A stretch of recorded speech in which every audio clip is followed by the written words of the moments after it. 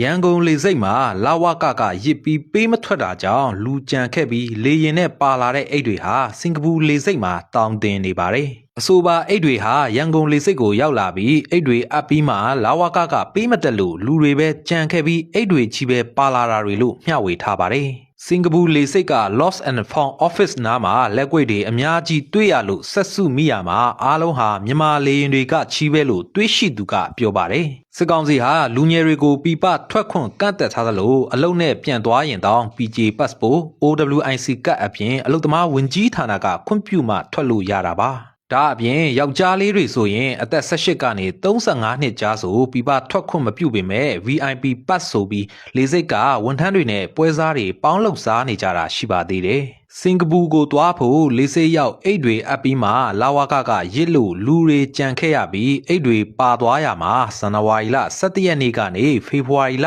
6ရက်နေ့အထိပါကြပါတယ်။တချို့အိမ်အကူဖြစ်သွားရောက်လုတ်ကင်နေကြသူတွေကိုလည်းခွင့်မပြုတာတွေရှိနေလို့လူတွေလေရင်ပေါ်မပါလာတော့ပဲအိတ်တွေချီပဲစင်ကာပူကိုရောက်လာကြတာပါပြည်တွင်းမှာခက်ခဲလို့မိသားစုတွေဘဝတွေငွေကြေးတွေအကုန်ကြခံပြီးတချို့ဆိုရင်အတိုးကြီးတွေရယူပြီးပြပထွက်နေကြတာဖြစ်ပြီးစစ်ကောင်စီကအခုလိုပဲပိတ်ပင်ပေးနေတာဖြစ်ပါတယ်